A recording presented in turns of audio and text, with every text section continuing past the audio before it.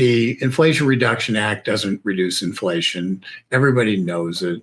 And in fact, the most it reduces inflation is by 0.33% in 10 years, which would bring inflation rate from 9.1 to 8.7%. If they get the best projection from all economists, from the left-wing economists, is that's how much it's going to deal with inflation. So it's a big fraud, the name. But what's more, inside the bill is a bigger fraud. And you see votes all the time that are just abusively fraudulent. They're just political votes. One I'm going to point to. We had an opportunity in this bill with 51 votes to be able to put the Remain in Mexico policy, immigration policy, back in effect. Senator James Lankford made an amendment to this effect. He offset the costs, meaning it only needed 51 votes, and yet all 50 Democrats voted against it along with the vice president, so it failed, 50-50. So what happens right after that?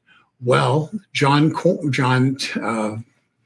from Montana, Tesler, he got there and he goes off and does a similar amendment. He just takes off the spending offset. So he makes it so it is not budget neutral, deliberately making it not budget neutral, which means it needs 60 votes in the Senate.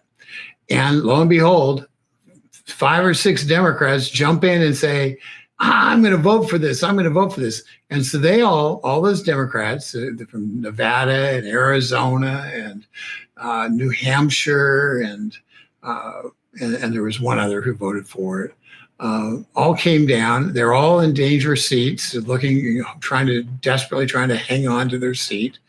And guess what? They voted for the Remain in Mexico policy, but they didn't. They voted for an amendment that could not pass in order to say they supported Remain in Mexico, while opposing the amendment that could pass and would pass with their vote, with one of their votes. One of their votes, that amendment would have passed to reinstate Remain in Mexico. But they didn't vote for the Lankford amendment. They voted for the Tester amendment. And the Tester amendment required 60 votes, and there weren't 60 votes for it. So here's the deal, folks. You're going to get campaign commercials from Democrats all day long talking about different issues and how they voted for the side that you agree with during election year. And they could be telling you the truth.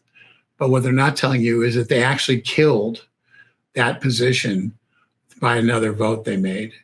And that, my friends, is why people hate Washington, D.C., because it's a big shell game designed to fool you into thinking that they are actually on your side.